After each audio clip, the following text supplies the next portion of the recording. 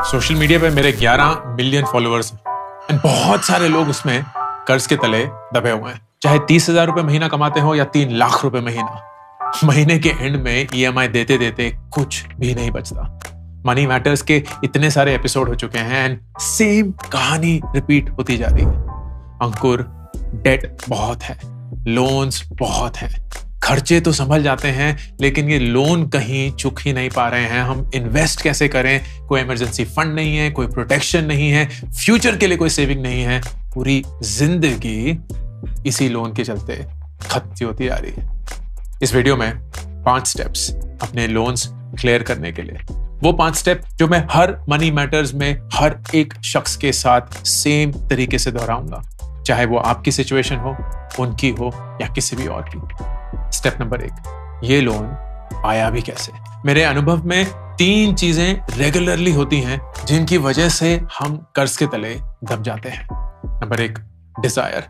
ये दुनिया जो है ना, ये हमें डिजायर बेचने में लगी हुई है। वो महंगी गाड़ी, वो महंगा फोन, वो वेकेशन, वो घर, वो अच्छे कपड़े, वो अच्छी घड़ी, वो हर एक चीज जिससे दुनिया को ऐसा लगेगा कि आप सक्सेसफुल हैं, आप अमीर हैं, आप जीत चुके हैं। एंड इसके लिए अगर आपको लोन भी लेना पड़े तो लीजिए। कितनी हैरानी सी बात है कि अगर किसी के बैंक में 1 करोड़ रुपए हो और वो 10 लाख रुपए की गाड़ी चलाता हो तो वो इंसान हमें गरीब लगता है, लेकिन वो इंसान जिसने 50 लाख की गाड़ी कर्ज पे ली हो और बैंक में 5 लाख रुपए भी नहीं हो, वो हमें अमीर दिखता है। दुनिया ऐसी बन चुकी है। दुनिया इसी डिजायर के चलते हमें हर एक एड के थ्रू, सोशल मीडिया पोस्ट के थ्रू, हर एक चीज से सिर्फ और सिर्फ चीजें बेचने में लगी हुई। एंड फिर दूसरी चीज, उसको और आग लगा देते हैं। Access to easy credit. एक ऐसी दुनिया बन चुकी है जहां लोन्स एक ऐप में 30 सेकंड में मिल जाते हैं। आपको जितने भी पैसे चाहिए, आपको इंस्टेंट, बहुत अनबिलीवेबल रेट ऑफ इंटरेस्ट पे लोन मिल जाएगा। पर्सनल लोन लेना एक तरीका होता था, कागज पे कागज, इनकम टैक्स देना, आईटीआर दिखाना, सैलरी स्लिप्स दिखाना, फिर जाके बैंक बोलेगा अच्छा तुम्हारी तो हैसियत नहीं है, तुम्हारी औकात नहीं है, तुम्हें नहीं मिल सकता, या अगर मिलेगा भी तो बहुत महंगे रेट ऑफ इंटरेस्ट पे, लेकिन सिर्फ इतना ही अमाउंट। अब ऐप डाउनलोड करो, पैसे डालो, बैंक अकाउंट डिटेल डालो, पैसा। पैसा मिलना तो बहुत आसान है क्योंकि ये आपका पैसा नहीं है, लेकिन ये पैसा वापस चुका पाना ना बहुत मुश्किल होता है। एंड जब इस पैसे की लत लगने लगती है क्योंकि डिजायर देखा है, इट बिकम्स अ स्पाइरल। क्योंकि तीसरी चीज हमने ना बचपन से यही देखा है। मिडिल क्लास भारत में सिर्फ माँ बाप को जद्दोजहद करते हुए देखा है। तो एक समय था जब पैसे से ना घिन आती थी। ऐसा लगता था कि हर एक फसाद की जड़ पैसा है, कि अगर पैसा मिल जाएगा ना तो सब खुश हो जाएंगे, पैसा मिल जाएगा ना तो माँ पापा काम करना बंद कर देंगे, पैसा मिल जाएगा ना तो भाई बहन की पढ़ाई अच्छे से हो जाएगी, पैसा मिल जाएगा ना तो ये घिसी पिटी नौकरी नहीं करनी पड़ेगी, पैसा मिल जाएगा ना तो दुनिया, जिंदगी बदल जाएगी। एंड उस पैसे की घिन को हमने पैसे की रेस बना दी। हम पैसे के पीछे भागते रहे एंड जितनी आसानी से वो पैसा क्रेडिट पे मिलने लगा, हम उन डिजायर्स के पीछे भागे और हमें ऐसा लगा कि हम जिंदगी में जीत गए हैं, बल्कि पैसा जीत रहा था, बैंक्स जीत रहे थे, ये ऐप जीत रहे थे, हम नहीं। तो स्टेप नंबर 2, ये हुआ भी कैसे? ये हुआ भी कैसे एक बड़ा इंटरेस्टिंग सवाल है, क्योंकि मैं सबसे पहले लोगों से, खासकर मनी मैटर्स पे या जिंदगी में भी अगर कोई भी ईमेल करता है या मिलता है कि ना हमारी फाइनेंशियल स्थिति सही नहीं है, लोन के तले दबे जा रहे हैं, साल के या महीने के एंड में कोई पैसे नहीं बचते हैं, क्या करें? मैं उनसे पूछता हूं, आप मुझे ये बताइए आपके मोटे मोटे खर्चे क्या हैं, कौन कौन सी कैटेगरी? उनको कोई आइडिया नहीं, कोई आइडिया ही नहीं। 2-3 मोटे मोटे खर्चे, रेंट, खाने पीने, इन सब के अलावा उनको कोई आइडिया ही नहीं है कि उनके पैसे कहाँ जाते हैं। इतनी बार होता है कि मनी मैटर्स में मैं एक्सेल शीट खोलता हूँ, मैं बोलता हूँ ठीक है आपकी तनख्वाह कितनी? 25,000 रुपए। ठीक है, रेंट कितना? 10,000। खाने पीने का खर्चा कितना? 5,000। बाकी चीजों का जो भी आप रहन सहन जो भी है 3,000। ठीक है, जुड़ के 18 बने, मतलब आप महीने के 7,000 रुपए बचा लेते हैं। वो बोलते हैं नहीं, बचते ही नहीं। हम लोग कहाँ जाते हैं, कोई आइडिया ही नहीं। आइडिया कैसे नहीं है दोस्त? क्या आप अपने पैसे के बारे में इतने दिल फेंक हैं? आप इतनी मेहनत से अपनी मरमा के अपने मैनेजर के तलवे चाट के गंदी नौकरी कर करके टॉक्सिक एनवायरनमेंट में रह के आप छोड़ सकते हैं, लेकिन नहीं छोड़ सकते। क्यों? क्योंकि लोन सर पे है। क्यों? क्योंकि ये इनकम बहुत जरूरी है।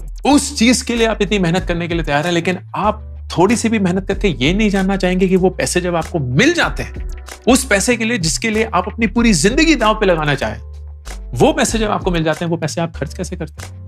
वो पैसे जाते कहां हैं? आपके पास इतने पैसे क्यों नहीं है? इतने पैसे हैं तो वो कहां जा रहे हैं, कैसे जा रहे हैं? This is absolutely criminal. वो लैक ऑफ क्लैरिटी कि आपके पैसे कहां, क्यों, कैसे जाते हैं इज अ चैलेंज। बड़ी इंटरेस्टिंग सर्वे हुआ था।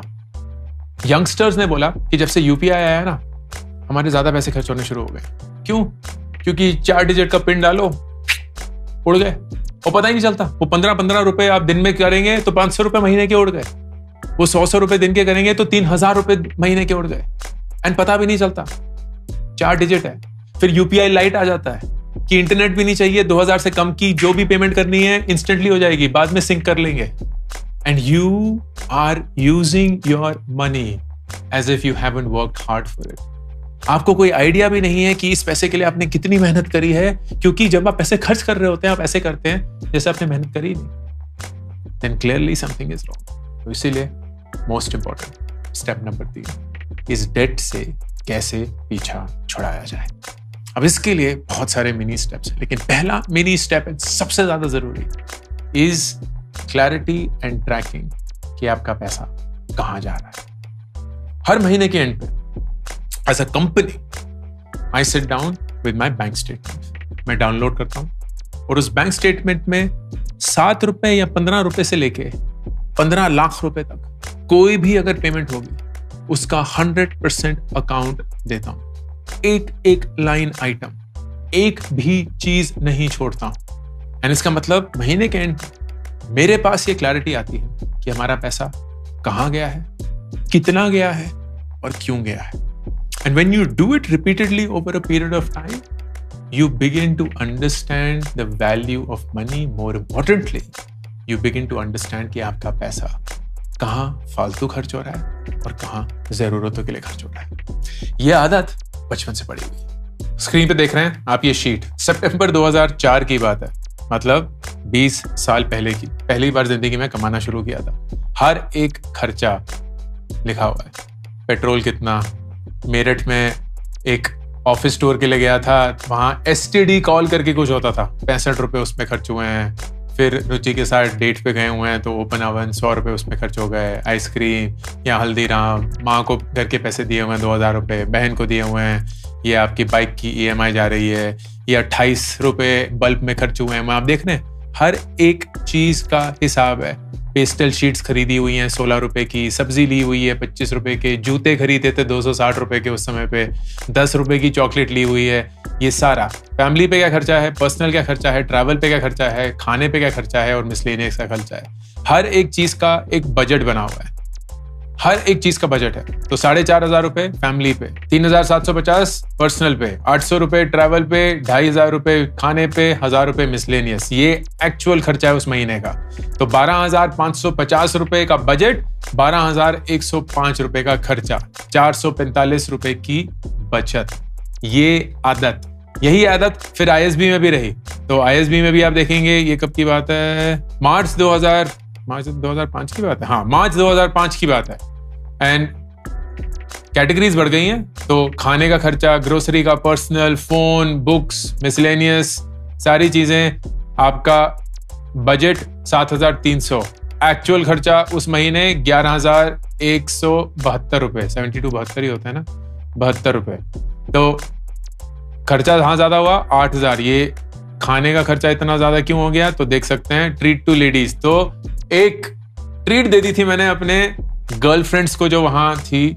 गर्लफ्रेंड्स नहीं थी मेरी, वो मेरी लेडी फ्रेंड्स थी। तो एक ग्रुप था मेरा, बड़ा इंटरेस्टिंग था। बट ये जो फूड का खर्चा महीने का, ये हर महीने जाता ही जाता था। बाकी जो भी सारी चीजें थी, तो यू विल सी कि ये खर्चा ₹5 का समोसा, कितने समोसे खाए भी मैंने? अच्छा हाँ, 15 मार्च के बाद 29 मार्च को समोसा, थैंक गॉड। तो 2 हफ्ते में 1 समोसा भी खा लिया, 5-5 रुपए, हर एक चीज का हिसाब डला हुआ है। ये ना आदत की बात है, ये जब तक आप नहीं करेंगे तब तक तो पैसा हाथों की मैल होगा, आएगा चला जाएगा, कोई आइडिया भी नहीं कि कितना है, कब है, कैसे है, and you will always be lost. तो ये मेरा पहला स्टेप होता है किसी भी मनी मैटर्स एपिसोड में कि आप मुझे ये बताइए आपकी इनकम कितनी है, आपके मोटे मोटे खर्चे कितने हैं, एंड मैं फोर्स करता हूं उनको वो हर एक खर्चा याद करने के लिए जो शायद वो भूल चुके होंगे घंटे में। उसके बाद अक्सर एक अमाउंट बच जाता है, एंड ये सारी ईएमआई देने के बाद है, सारे लोन के खर्चे क्लियर करने के बाद है, एक छोटा सा अमाउंट बच जाता है। अब इस अमाउंट का करना क्या है? इस अमाउंट को आपको वापस डालना होगा to clear off your loans. इसके लिए एक चीज समझने की कोशिश करते हैं। जब लोन की ईएमआई होती है, फर्ज करिए महीने की 5 तारीख को, तो बैंक आपसे आकर ये नहीं पूछता है कि अंकुर कैसा महसूस हो रहा है, अच्छा लग रहा है, पैसे देने की हालत में हो, मूड ठीक है, मेंटल हेल्थ ठीक है, फिजिकल हेल्थ सब ठीक है, इमोशनली सब कुछ सही है, पैसे हैं नहीं है, चलो अगले महीने दे देना। ओ मन नहीं कर रहा, अच्छा घर इस बार ज्यादा भिजवाने थे, कोई बात नहीं, होता है, अगले महीने दे देना। अच्छा वो इमरजेंसी आ गई थी, हमारे साथ भी ऐसे ही होता है यार, कोई बात नहीं, अगले महीने दे देना। अगले 2 महीने तक नहीं दे सकते, तीसरे महीने से दे देना। बैंक तो ये नहीं बोलता ना, बैंक को घंटा फर्क पड़ता है कि आपकी जिंदगी में क्या चल रहा है। बैंक को कोई फर्क नहीं पड़ता कि आपकी जॉब है नहीं है, आपके पास पैसे हैं नहीं है, आप सही से सोच रहे हैं, देख रहे हैं, खा रहे हैं, पी रहे हैं कि नहीं कर रहे हैं, कुछ फर्क नहीं पड़ता। बैंक को हर महीने की 5 तारीख पे अपना पैसा चाहिए, एंड हम पूरी फाइट मार के उस बैंक को वो पैसा दिला के रखते हैं। कितना स्ट्रेस होता है कि बैंक में वो पैसा होना चाहिए, क्योंकि ईएमआई बाउंस नहीं करनी चाहिए, क्रेडिट रेटिंग स्पॉइल हो जाएगी। This is the same discipline you need to have with the money that is left. तो जो SIP हम करने के लिए शुरू होते हैं ना कि यार अंकुर भाई को ने बोला था SIP करना है, वही सेम चीज आपको अपने लोन के लिए करनी है। I call it the loan SIP। कि यार लोन चुकाने के लिए ना जो हम EMI देने के लिए तैयार हैं, उसी के चलते चलते हम एक सिस्टमैटिक इन्वेस्टमेंट प्लान भी बनाएंगे उस लोन को चुकाने के लिए। तो हर महीने विदाउट फेल वो पैसा हमारे बैंक अकाउंट से डिडक्ट हो जाएगा, चाहे वो 500 रुपए हो, 5000 रुपए, फर्क नहीं। That will go towards paying off the loans. अब वो लोन किस ऑर्डर में पे करना है, उसके लिए एक 2x2 मैट्रिक्स समझते हैं। एक्स एक्सिस में हम ये पूछेंगे कि जो लोन का टेन्योर है, फर्ज करिए 5 साल का है, उसका क्या 30% टाइम बीत चुका है या अभी वो पहले 30% में ही है, मतलब 5 साल के लोन के लिए 1.5 साल। तो क्या लोन पहले 1.5 साल में ही है या पहले के 1.5 साल बीत चुके हैं? Why 30%? क्योंकि पहले 30% में हम लोन का करीब 50-55% इंटरेस्ट चुका देते हैं। So it may seem like यार आधा नहीं होना चाहिए कि 2.5 साल में हम 50% इंटरेस्ट चुकाएंगे। नहीं, इंटरेस्ट जो है वो फ्रंट लोडेड होता है, तो बैंक पहले अपनी ईएमआई में इंटरेस्ट ज्यादा लेता है, प्रिंसिपल अमाउंट मतलब एक्चुअल लोन जो है वो कम चुकाता है, एंड धीरे धीरे जब उसका इंटरेस्ट वो कमा लेता है फिर वो लोन चुकाना शुरू करता है और इंटरेस्ट कंपोनेंट को कम करता है। तो शुरू में लोन पे ऑफ करना ज्यादा फायदेमंद होता है, बाद में लोन पे ऑफ करना कम फायदेमंद होता है, इसीलिए 30% वाला। तो लोन का टेन्योर क्या फर्स्ट 30% में है या रिमेनिंग 70%? एंड वाई एक्सिस पे आप पूछेंगे कि क्या ये लोन का इंटरेस्ट अमाउंट लो है या हाई है। लो और हाई में अंतर क्या है? अब ये रिलेटिव होता है, तो जितने भी आपके लोन चल रहे होंगे उनको आप लो और हाई रिलेटिवली कर लीजिए। तो फर्ज करिए आपका कोई पर्सनल लोन चल रहा है ऐप के थ्रू 30% पे, तो वो हाई हो गया, 14% पे है तो वो भी हाई हो गया, कोई 8% का होम लोन लिया हुआ है तो वो लो हो गया, so that there is comparative basis. अगर कंपैरेटिव बेसिस नहीं है तो एब्सोल्यूट दर्जे पे कोई भी लोन जो 10% से ज्यादा रेट ऑफ इंटरेस्ट पे है वो हाई है, जो भी लोन 10% से कम रेट ऑफ इंटरेस्ट पे है वो लो है। कायदे से वो भी लो नहीं है, बट लेट्स अज्यूम कि वो लो है। सो ऑर्डर क्या होना चाहिए? कोई भी high rate of interest loan जो पहले 30% के अंदर ही है उसको सबसे पहले चुकाना है, चाहे उसकी ईएमआई जो भी हो। आप जो भी एक्स्ट्रा अमाउंट अपने बजट के बाद बचाएंगे वो हर महीने पूरी शिद्दत के साथ जैसे एक EMI निकलती है, इस एक्स्ट्रा अमाउंट से उस लोन का प्रिंसिपल क्लियर करेंगे। तो आप बैंक को या ऐप को या जो भी कोई और है उनको वो पैसे देने शुरू करेंगे हर महीने SIP के जैसे। The first one will be high interest loan which is new या इन द फर्स्ट 30%। फिर लो interest loan which is again in the new या 30% टेन्योर। फिर high interest loan which is in the 70% tenure and finally low interest loan which is in the remaining 70% tenure. ये मोटा मोटा order है। इस order में एक बहुत बड़ा कैवियट, अगर कोई भी आपने ऐप या क्रेडिट कार्ड का लोन लिया हुआ है, मतलब कोई भी ऐसा लोन जिसका रेट ऑफ रिटर्न 30% से ज्यादा है, वो पहले चुकाना, चाहे वो नया हो या पुराना, कोई फर्क नहीं पड़ता। वो लोन जेन्युइनली आपकी पूरी इनकम बर्बाद कर सकता है अगर वो नहीं चुकाया गया। तो आपको कुछ भी करके उस लोन को सबसे पहले चुकाना। You will do this until you solve the problem. How does it work? ये ना ऐड होता रहता है। तो फर्ज करिए आपके अभी 3 लोन चल रहे हैं, एक का EMI 4,000, एक का 3,000, एक का 3,000 एंड आपके पास एक्स्ट्रा 3,000 रुपए बचते हैं हर महीने। आप वो 3,000 रुपए इनमें से एक लोन को चुकाने में लग जाते हैं एंड फर्ज करिए 3 महीने बाद आपका एक 3,000 रुपए वाला जो EMI लोन है वो चुक जाता है। अब उस लोन की EMI बंद हो गई। आप इन्वेस्टमेंट नहीं शुरू करेंगे, आप अपने लोन पहले क्लियर करेंगे। तो अब आपके पास पहले के 3,000 रुपए बच रहे थे एंड अब ये लोन जो खत्म हो चुका है इसकी EMI भी बचेगी, तो 3,000 रुपए और 6,000 रुपए। ये अब 6,000 रुपए की आप लोन SIP शुरू करेंगे एंड दूसरा लोन चुकाना शुरू करेंगे। फर्ज करिए वो 4 महीने में चुक गया। अब आपके पास कितने एक्स्ट्रा हैं? 6,000 रुपए एक्स्ट्रा थे प्लस 3,000 रुपए का फर्ज करिए लोन चुक गया, तो 3,000 रुपए और 9,000। अब आप 9,000 से इन्वेस्टमेंट नहीं शुरू करेंगे, वो 9,000 की आप फिर से लोन SIP शुरू करेंगे एंड जो 4,000 रुपए वाला लोन है उसको चुकाना शुरू करेंगे जब तक वो नहीं चुकता। This process will keep continuing तब तक आपके लोन नहीं चुक जाते। Which then brings me to step number 4। जब आपके लोन चुक गए उसके बाद you will start thinking of protection and investment. Protection मतलब emergency fund। क्यों? क्योंकि आपने लोन इसलिए लिया था क्योंकि आपकी डिजायर या कामना थी, या कुछ लास्ट मिनट में इमरजेंसी आ गई थी और उसके लिए आपको पैसे चाहिए। तो फॉर द नेक्स्ट टाइम कि ये ना हो, you will build a corpus. 3 से 6 महीने के जो आपके एक्सपेंसेस हैं उसको एक इमरजेंसी फंड बनाएंगे और उसको एक FD में डाल देंगे। फिर इंश्योर करेंगे कि हेल्थ इंश्योरेंस है एंड लाइफ इंश्योरेंस है, क्योंकि ये 2 चीजें आपकी एक्सपेंसेस को कंप्लीटली डीरेल कर सकती हैं। तो वो करेंगे एंड देन उसके बाद जो पैसा बचेगा उसको आप रेगुलरली इन्वेस्ट करेंगे। इन्वेस्टिंग के लिए मैं बहुत सारे वीडियोस बना चुका हूं, लेकिन मोटा मोटा अगर मुझे हेडलाइन देना हो, 3 म्यूचुअल फंड काफी होने चाहिए। एक लार्ज कैप म्यूचुअल फंड, एक मिड कैप म्यूचुअल फंड, एक स्मॉल कैप म्यूचुअल फंड। अपनी एज और इनकम के अनुसार आपको ये म्यूचुअल फंड्स के जो रेशियोज हैं या जो शेयर है कितना हर एक में डालना है वो डिसाइड करना है। उसके लिए एक अलग से वीडियो बना हुआ है, आप उसको चेकआउट कर सकते हैं। एंड मोस्ट इंपॉर्टेंटली, जीना नहीं बंद करना है।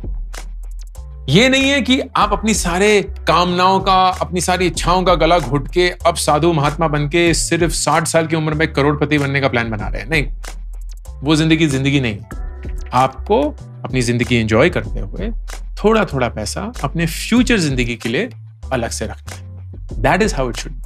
तो आपकी जो पहले कामनाएं थी, इच्छाएं थी, डिजायर्स थे, जिनके लिए आपने आंखें बंद करके क्रेडिट कार्ड स्वाइप कर दिया, लोन ले लिए, पर्सनल लोन ले लिए, जो भी था, वो आप लिमिट में लाना है।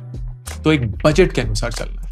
तो आपकी जरूरतों का budget, which is your mandatory expenses, आपका रेंट हो गया, आपका खर्चा पानी हो गया, खाने का खर्चा, वो सब। देन आपकी कामनाओं का, आपकी इच्छाओं का, आपके डिजायर्स का खर्चा ideally should be about 30% of your salary. तो अगर आप 25,000 रुपए कमाते हैं, हर महीने 7,500 रुपए आप अपनी इच्छाओं की तरफ प्लीज स्पेंड करिए।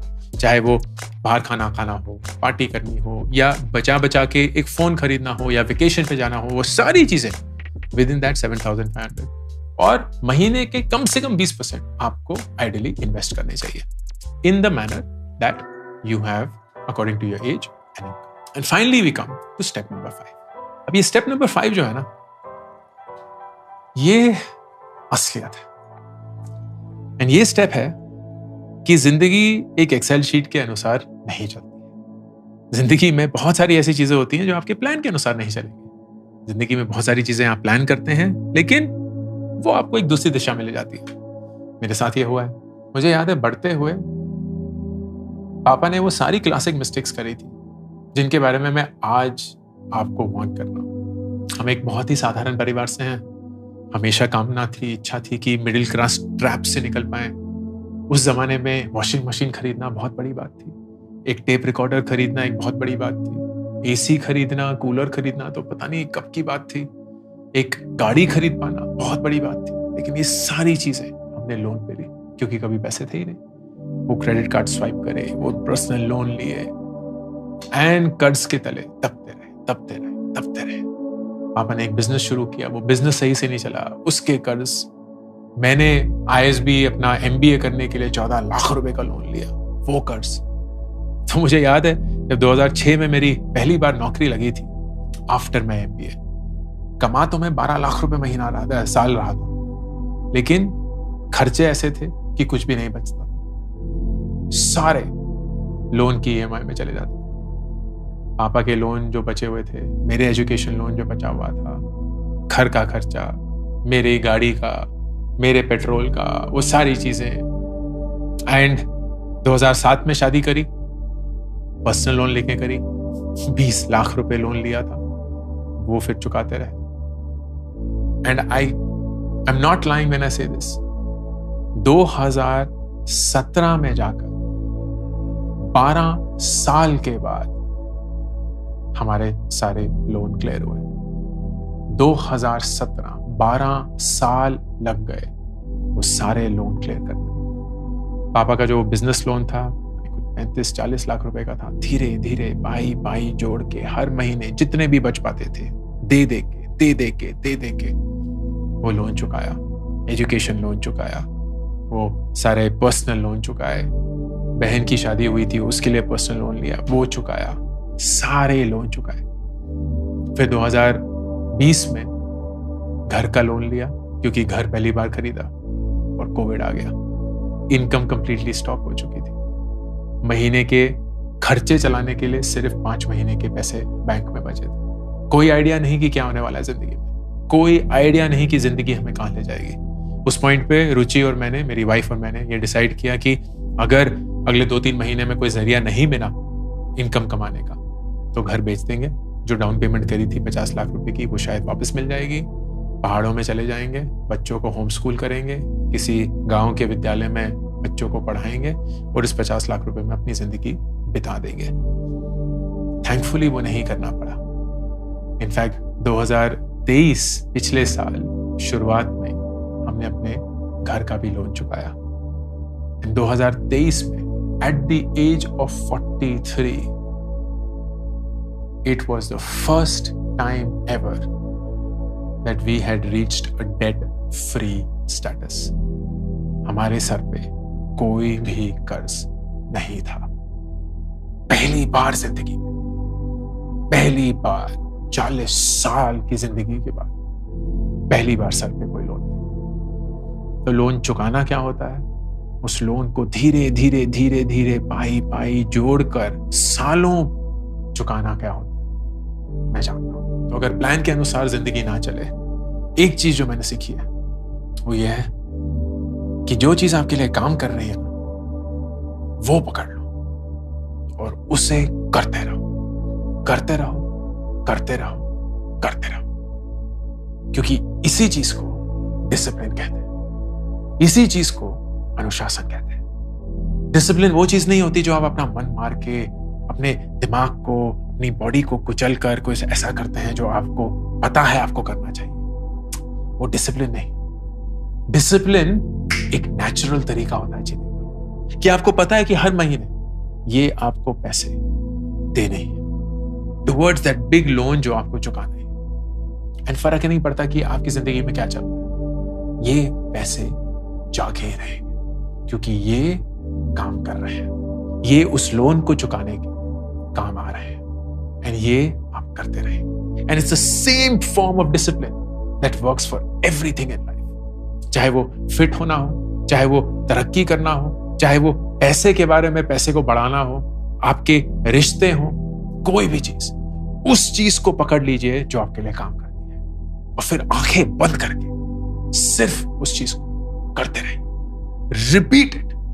Repeat it like it feels boring AF, but you know it's working for you. तो लोगों को ना ऐसा लगेगा कि बहुत बोरिंग है, लोगों को लगेगा यार आप रोज सेम चीज खाते हो, रोज सेम चीजें पहनते हो, सेम टी शर्ट में वापस आ जाते हो, हर बार वैसे ही दिखते हो, कुछ है ही नहीं, ना बैकग्राउंड चेंज होता है, ना कपड़े चेंज होते हैं, ना कहने का ढंग चेंज होता है, ना वीडियो की फ्रीक्वेंसी चेंज होती है, सब कुछ सेम, इतना boring. What's new Ankur, what's next?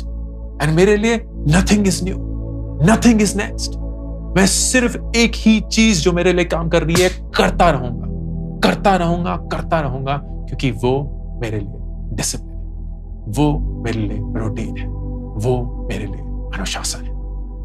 And ये डिसिप्लिन अगर आप अपनी जिंदगी में ले आए तो पैसा तो बहुत छोटी चीज है दोस्त, आपको हर एक चीज हासिल हो जाएगी। कर्ज के तले दबे रहना क्या होता है मैं बहुत अच्छे से जानता हूं, उस कर्ज से निकलना कितना मुश्किल होता है उसको भी अच्छे से जानता हूं, लेकिन ये भी जानता हूं कि हर एक शख्स इस दुनिया में एक कर्ज से, चाहे वो जितना भी बड़ा हो, निकल सकता है, लेकिन एक कर्ज सबसे भारी होता है, और वो है इमोशनल कर्ज।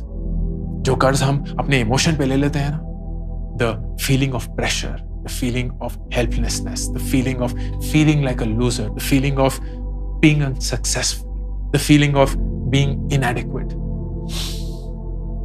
वो चुकाए नहीं चुकता। एंड उसको चुकाने का सिर्फ एक ही तरीका है, डिसिप्लिन, डिसिप्लिन, डिसिप्लिन, डिसिप्लिन।